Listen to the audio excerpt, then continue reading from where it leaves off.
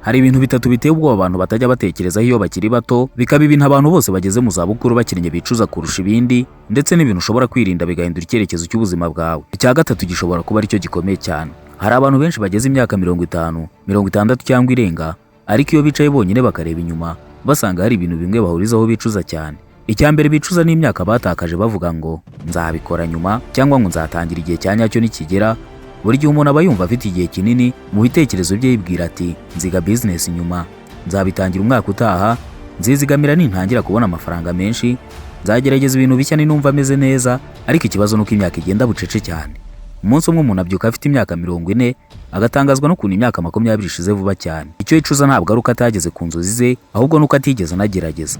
Gutsindwa birakomeretsa, ariko kuba uzi neza ko hari ubuzima wari kuba mutigeze ugerageza kurwanira, ibyo biraryana cyane kurushaho. Ikintu cya kabiri abantu benshi bicuza iyo bageze mu zabukuru bakennye, ni ugukoresha amafaranga gusa aho kuyubaka. Bamara imyaka myinshi babyuka kare bakora cyane, bahembwa, amafaranga akaza ariko agahita ashira. Buri kwezi ubuzima bukisubiramo, akazi, umunaniro, guhembwa, gukoresha amafaranga, kongera gutangira ukwezi gushya. Nta business yubatswe, nta investment, nta bumenyi bwatejwe imbere, nta kintu kimwinjiza atari gukora afite kandi arashaje. Ikintu cya gatatu abantu benshi bageze mu zabukuru bakennye bicuza, kandi gishobora kuba aricyo gikomeye kurusha ibindi, ni ukuba ubuzima bugengwa n'ibitekerezo by'abandi. Abantu benshi bamara imyaka yabo y'ubuzima batinya kuvugwa, kunengwa, gutangira ibintu bishya, cyangwa gukora ibintu bitandukanye n'iby'abandi. Bagura ibintu byo kwiyereka abantu, bakabaho bashaka approval cyangwa kwemerwa, bakareka gukurikira inzozi zabo kubera gutinya ko abantu bazabaseka. Ariko ikintu gitangaje nuko abantu batinyaga cyane icyo bazabavugaho nabo baba bafite ibibazo byabo. Iyo umuntu ashaje nibwo abimenya, agasanga imyaka ye yarashize yubakira ubuzima bwe ku bitekerezo by'abantu batazabaho ubuzima bwe, nibwo yicuza cyane. Ukuri abantu benshi batinda kumenya nuko